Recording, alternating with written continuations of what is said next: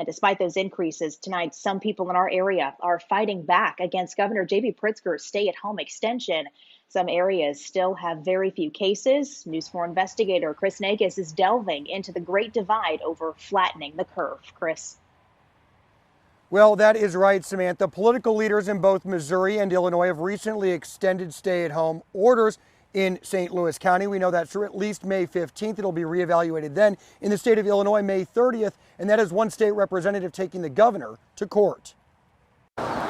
In Grafton, Illinois, tourism is important. In Jersey County, there are only around a dozen confirmed coronavirus cases, but the impact of the virus and the stay-at-home order is clear. It's hard on these businesses. Oliver Reedy owns Ojan's restaurant. Carryout is still allowed, but Reedy says even if the governor allowed him to reopen his business completely, he wouldn't do it. If you want to stay alive, I think it's the wise thing to do until this thing is taken care of. Parts of rural Illinois have not been hit as hard as the urban areas. State Representative Darren Bailey takes issue with Governor Pritzker's extended stay-at-home order. Do you feel like the state should remain shut down?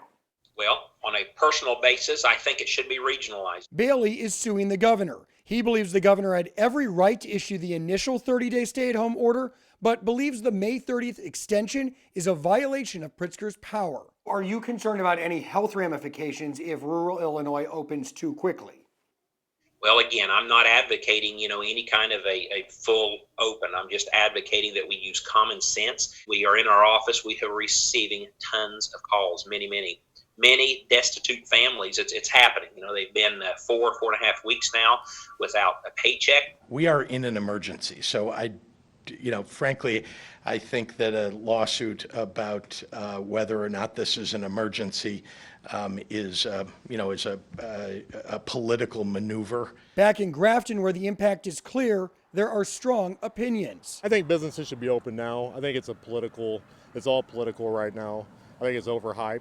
Do I think that coronavirus is real? Absolutely. But do I think it's overhyped? Yes. Others worry what would happen if towns like this reopen too quickly. I can't imagine what a job it would be to try and get these groups of people that are just happy to be outside and wanting to, visit the different restaurants and things to do here and keep them distanced. I think that would be a really difficult task. And one of the reasons political leaders in both states say they're extending these stay-at-home orders, they don't want local hospital systems to get overwhelmed. Now, Reedy says he understands those health concerns, but he also believes that the legislature should have some oversight over the governor's power. That lawsuit will now head to court, and of course, it's one we will continue to monitor. Reporting live, Chris Nagus, News 4.